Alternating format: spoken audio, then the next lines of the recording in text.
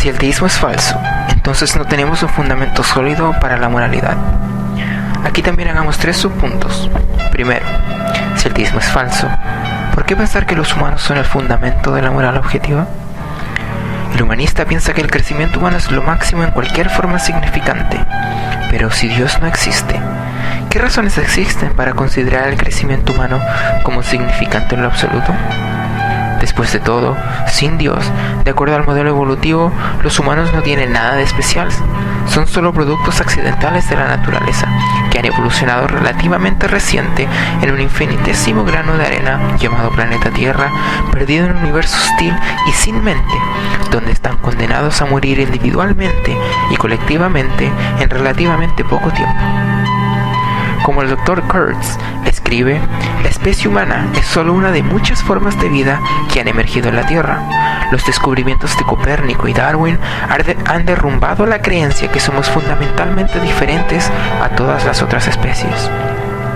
Kurtz medita que mucha gente todavía se niega a aceptar las implicaciones de estos descubrimientos y todavía buscan encontrar un lugar especial para la especie humana en el contexto actual, refiriéndose a los teístas. Irónicamente, es precisamente el personaje que crea moralidad sin Dios quien busca un lugar especial para la humanidad en el contexto actual. Tal personaje rehúsa aceptar todas las implicaciones de reducir la especie humana a meramente otra especie más dentro de todas las especies animales. El personaje humanista continúa tratando a los seres humanos como moralmente especiales, en distinción a las otras especies. ¿Qué justificación existe para este trato especial? En una postura sin Dios, los valores morales no son más que productos de la evolución sociobiológica, asimismo como el que una tropa de babuinos exhibe comportamiento altruista e incluso sacrificial solo porque la evolución ha determinado que esto es provechoso en la pelea por sobrevivencia. Entonces sus primos primates, Homo sapiens, también exhiben comportamiento similar por las mismas razones. Como Michael Ruse, un filósofo de la ciencia, explica, la posición del evolucionista moderno es que la moral es una adaptación biológica, no más que nuestras manos, nuestros pies, dientes, consideradas como racionalmente justificables. Cuando son expuestas a una reclamación sobre un algo objetivo, las leyes de la ética son ilusorias. Podemos apreciar el que alguien diga ama a tu prójimo como a ti mismo, y puede que uno piense que se refiere a un concepto que va más allá de nosotros. Sin embargo, esta pretensión es hecha sin fundamentos verdaderos. La moralidad es solo una ayuda para la sobrevivencia y la reproducción. Cualquier significado más profundo es ilusorio. Como un resultado de las presiones sociobiológicas, ha surgido entre los Homo sapiens cierto tipo de moralidad de la manada, la cual tiene como función única la perpetuación de la especie en la lucha por sobrevivencia. Pero para el personaje sin Dios, no parece que exista nada en el Homo sapiens que haga esta moralidad como objetivamente cierta. Pensar que la raza humana es especial es ser culpable de especismo. Por lo tanto, si Dios no existe, entonces cualquier base para considerar la moralidad de la manada como objetivamente cierta es a su vez removida. Algunas acciones como la violación puedan no ser socialmente o biológicamente ventajosas y por lo tanto a través del desarrollo humano se han vuelto algo tabú. Pero eso en ninguna forma logra demostrar que el violar a alguien es algo malo. En la postura del personaje sin Dios, el violar a alguien no tiene nada malo. Comportamientos como este ocurren todo el tiempo en el reino animal. Si, como el Dr. Kurtz declara, los principios morales que gobiernan nuestro comportamiento están enraizados en nuestra costumbre, sentimientos y moda, entonces el que viola a un bebé no está haciendo nada más serio que estar actuando fuera de moda. Por lo tanto, si el teísmo es falso, se me hace muy difícil ver qué base permanece para la afirmación de valores morales y en particular el valor especial del humano. No es para nada claro el por qué, si el teísmo es falso, el humanismo sería cierto en vez del nihilismo. Segundo, si el teísmo es falso, ¿cuál es la base para los deberes morales objetivos? La creencia del hombre sin Dios es que los humanos no son más que animales.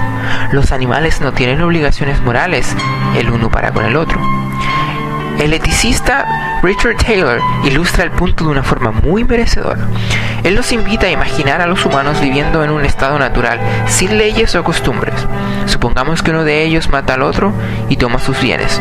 Taylor reflexiona al respecto. Estas acciones, aunque dañinas para sus víctimas, no son más injustas o inmorales que lo hubieran sido si hechas por un animal a otro. Un halcón, cuando captura un pez del mar, lo mata, no lo asesina. Y otro halcón que captura el pescado de las garras de este otro halcón, lo toma, no lo roba. Porque ninguna de esas cosas está prohibida. Y exactamente las mismas consideraciones se aplican a la gente que estamos imaginando. ¿Por qué pensar que si Dios no existe, tendríamos la obligación moral de hacer lo bueno? ¿Quién o qué nos impone estos deberes morales? Tal como Taylor dice, el concepto de obligaciones morales es ininteligible apartado de la idea de Dios. Las palabras se conservan, pero el significado se pierde. Por lo tanto, si Dios no existe, se vuelve imposible condenar la guerra, el terrorismo o el crimen como malo. Tampoco puede uno exaltar la hermandad, el amor, la igualdad como bueno. No importa lo que elijas, porque no existe lo bueno o lo malo. El bien y la maldad no existen. Entonces, si el teísmo es falso, es muy difícil entender qué bases permanecen para estos deberes morales objetivos.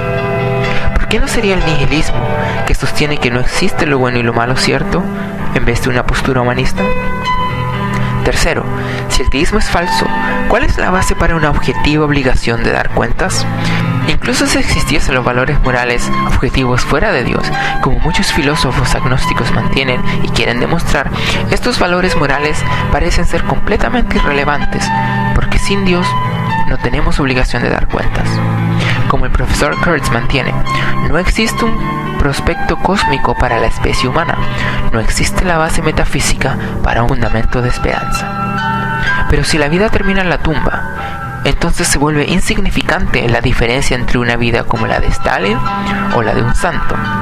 Como el escritor ruso Fyodor Dostoevsky dice, si no existe la inmortalidad, todo es permitido.